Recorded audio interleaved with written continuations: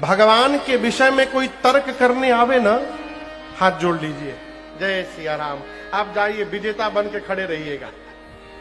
शंकर जी कहते हैं राम अतर्क बुद्धि मन बानी।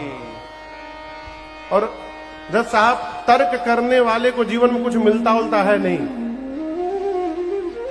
हमारे एक चाचा कहानी सुनाते हैं। एक लड़का ऑस्ट्रेलिया गया, मेलबोर्न तर्क शास्त्र पढ़ने, पढ़कर वापस घर आया। जब घर आया तो माँ तो नाचने लगी, मेरा बेटा आ गया। उसने जाकर पिताजी को प्रणाम किया, बैठा। माँ दौड़ कर गई और एक प्लेट में 2 पीस लड्डू ला करके पानी पीने के लिए दी बेटे को। बेटा बोला, माँ मैं 5 साल तुमसे दूर रहा हूं, तर्क शास्त्र पढ़ने गया था, तुम देखो मैंने क्या पढ़ा है। माँ बोली दिखाओ। बेटा पूछा माँ से, माँ ये कितने लड्डू हैं? माँ बोली कितने लड्डू? 2 लड्डू।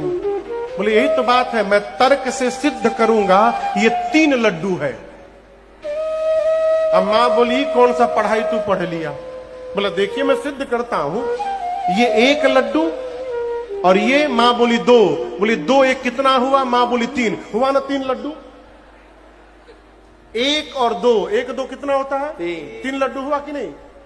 माँ बोली बाबू 1 2 3 होता है लेकिन लड्डू तो 2 ही है। अब लड़का मानने को तैयार नहीं कि 3 लड्डू नहीं। माँ बोले 2 लड्डू।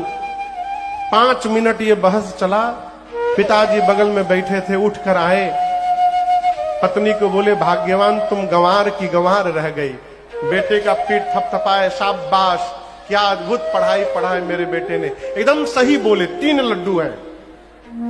पिता 1 लड्डू अपने खाया, दूसरा लड्डू पत्नी को खिलाया। अब बेटे से बोला तीसरा तुम खाओ।